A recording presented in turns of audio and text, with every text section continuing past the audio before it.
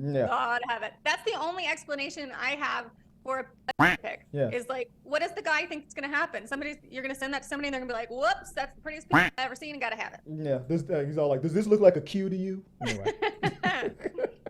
it." Myself, I am a female 24. My coworker, David, male 36, called me over to his truck after work as people were leaving. We were talking about work, and once we were alone, he mentioned his phone. He mentioned to his phone about showing a picture of himself to another coworker, Brenda, who is a female and she's 56. That day at lunch, okay, so he showed a picture of himself to one of their coworkers who was an older female coworker. He has shared younger military pictures of him in the past to many coworkers, so I assumed it was that. No harm, no foul. He's known to be kind of a weird guy, but ultimately sweet and innocent, and I was semi-close with him as a work confidant.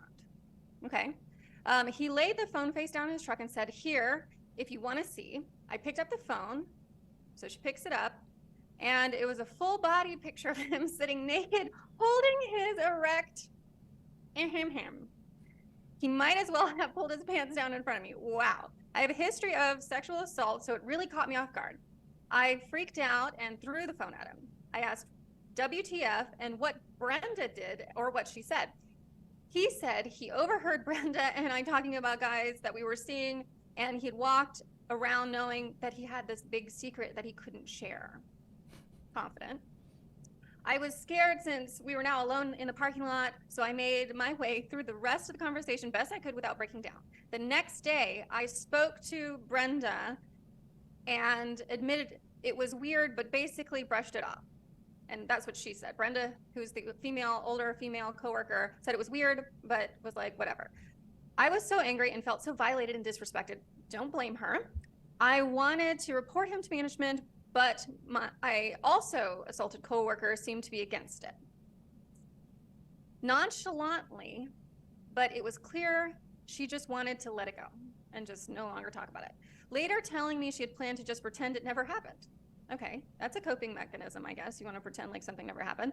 I was hoping I could convince Brenda, who's the older coworker, to report him to management with me, but that wasn't working. David scared me now, and I didn't want the attention to be all on me. But with the fear of him doing it to someone else or the situation escalating, it seemed like a no-brainer. All I got from Brenda was her permission to use her name when I was reporting. That morning, before I had a chance to report it, I guess that's the guy, could feel I was avoiding him. He could feel I was avoiding him and approached me to ask for a private talk alone. I refused, stating that I wasn't comfortable. Fair. All morning, he was making a huge commotion about having high anxiety and shaking uncontrollably. Finally, having to leave for the day before lunch because he was having a mental breakdown, telling our boss that he was really messed up, and I was upset and wouldn't talk to him. So he had this huge reaction because It sounds like he's trying to get ahead of it a little bit too. He's trying to say, he's emotionally or mentally unstable now. Okay. Yeah. And I was fuming because I was barely holding myself together. Yet he out and went home, basically telling on himself on the way. I mean, that's really all he could do in that situation because he didn't take him up on his picture. That prompted management to ask me about it, thinking it was a silly dispute. I explained everything. Management responded well, and they fired him immediately. The fucked up part is the moment I stepped out of the office, the whole shop erupted in gossip, resulting in two other women, Tracy, a female of 57, Grace, a female also of 24, coming forward that he showed it to them before Brenda and before her. Wow. Wow, so this guy just went around just doing rapid fire. Check this out. He was thinking somebody would see it and just be like, gotta have it. Am I leaning too far? Both incidents being months before. Oh, wow, months ago. Both remaining close friends with him. I couldn't imagine that. Ooh. Tracy was the first victim and said to me, if she would have said something months ago, she would have saved 3 people. Yet she was the first to run and gossip about it. I'm so upset because months passed and she didn't say a single word. Continued to be his friend, and the moment I stand up for us, she gossips to the whole shop about it. Yeah. And if she didn't try to get out of there, I don't know. I mean, who knows? It could have just stayed at that, or it could have escalated to some other way.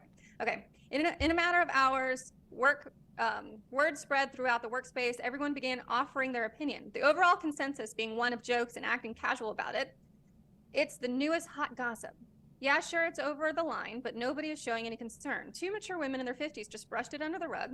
I can't see this as being anything but abuse. Has the general population be desensitized to unsolicited pics? Are the laws against the person tricking someone into involuntarily looking at obscene images of himself?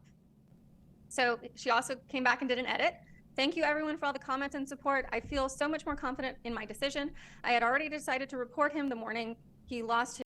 And even though Brenda didn't come with me, she gave me permission to mention her side of the story. I see now my reaction to Dave was much different than the previous 3, and he couldn't handle it. His guilt beat me to it. I've been navigating my work environment with a different attitude. Grace came to me crying and thanked me, saying she didn't understand the situation, and the realization triggered past memories. I feel more confident in my ability to defend myself and stand firm to my boundaries. The world isn't safe, but a sense of security comes with being able to protect myself. My work environment isn't ideal, and it has been mentioned to find, it has been mentioned, I guess, to her to find other employment. This stuff has followed me my entire life. Moving a multitude of times has never solved any of these issues. It seems to be more valuable to know how you deserve to be treated in any environment and act on it. Work, home, public, etc. Even the other person herself said, if I would have said something, I could have saved other people. And I know that people's defense mechanism and how they want to handle it, you get scared. Even I, one time at work, thought that nothing's going to happen if I say something. So you kind of just you play the part. And that's I mean, fine. Victim shaming is a real thing. Yeah. Like, obviously you can see here, victim shaming is a real thing, Yeah. but it's not your job to decide how I'm going to react to something that makes me uncomfortable. Right. I'm going to react as authentically as I do. Right. And if somebody else reacts differently to it, it doesn't make a difference. Aggressive move to show somebody a naked picture of yourself while you're sitting there. Yeah. That's a bold and aggressive move. Here's this. I'm going to corner you, get you alone because I know you trust me, and then I'm going to show you this, and who knows what else would have happened.